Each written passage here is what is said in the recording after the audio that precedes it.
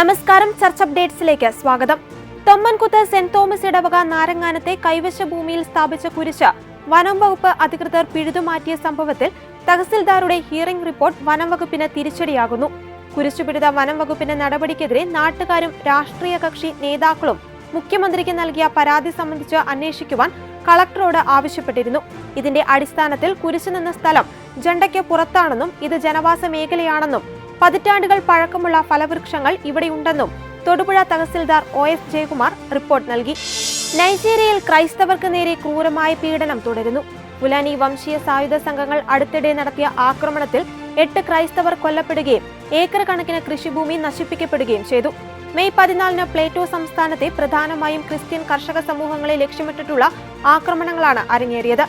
റിയോം കൗണ്ടിയിലെ വെറങ്ങിൽ നടന്ന ആക്രമണങ്ങളിൽ കൊല്ലപ്പെട്ടവരിൽ ഏറെയും കുട്ടികളും പ്രായമായവരുമാണ്.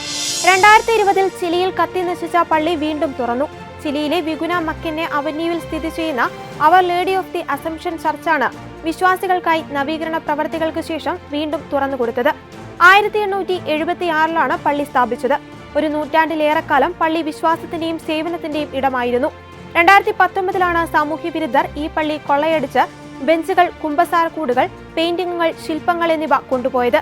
2020 ഒക്ടോബറിൽ പള്ളി വീണ്ടും ആക്രമണത്തിന് ഇരയായി. അന്ന് നടന്ന തീവെപ്പിൽ പള്ളി പൂർണ്ണമായും കത്തിനശിച്ചിരുന്നു. 5 വർഷങ്ങൾക്കിപ്പുറം തളരാത്ത വിശ്വാസത്തിന്റെ പ്രതീകമായി അവർ ലേഡി ഓഫ് അസംഷൻ ചർച്ച് വീണ്ടും തുറന്നിരിക്കുകയാണ്. ദൈവം, പ്രകൃതി, മനുഷ്യൻ എന്നീ 3 പ്രതിഭാസങ്ങളും പരസ്പരം എങ്ങനെ ബന്ധപ്പെട്ടിരിക്കുന്നുവെന്ന് വിശദീകരിക്കുന്ന ഫ്രാൻസിസ് മാർപ്പാപ്പയുടെ ഏറെ ചർച്ച ചെയ്യപ്പെട്ട ലൗദാത്തോ സി എന്ന ചാക്രിക ലേഖനം പ്രസിദ്ധീകരിച്ചിട്ട് 10 വർഷം പൂർത്തിയാകുന്നു. 2015 മെയ് 24 ലൗദാത്തോ സി പ്രസിദ്ധീകരിച്ചത്. ലൗദാത്തോ സിയുടെ രാഷ്ട്രീയ സ്വാധീനത്തിൽ ഏറ്റവും ശ്രദ്ധേയമായത് പാരീസ് കാലാവസ്ഥാ ഉച്ചകോടിയായിരുന്നു. US പ്രസിഡന്റ് അടക്കം അന്ന് ഉച്ചകോടിയിൽ പങ്കെടുത്ത ലോക നേതാക്കൾ ലൗദാത്തോ സിയുടെ പ്രാധാന്യം എടുത്തു പറഞ്ഞിരുന്നു. ബസിലിക്കകളിൽ പ്രഥമ സ്ഥാനമുള്ള ജോൺ ലാട്രൺ ബസിലിക്കയിലെ ലയോ 14 പാപ്പയുടെ സ്ഥാനമേറ്റെടുക്കൽ നാളെ ഞായറാഴ്ച നടക്കും. അതിനു മുന്നോടിയായി റോമാ നഗരം പാപ്പയെ ഔദ്യോഗികമായി സ്വീകരിക്കും. നാളെ പ്രാദേശിക സമയം വൈകുന്നേരം 4:15 ചടങ്ങുകൾ നടക്കുന്നത്. റോമാ നഗരത്തിലും ലോകത്തിലുമുള്ള എല്ലാ ദേവാലയങ്ങളുടെയും മാതൃദേവാലയമെന്നാണ് വിശുദ്ധ ജോൺ ലാട്രൺ ബസിലിക്ക അറിയപ്പെടുന്നത്.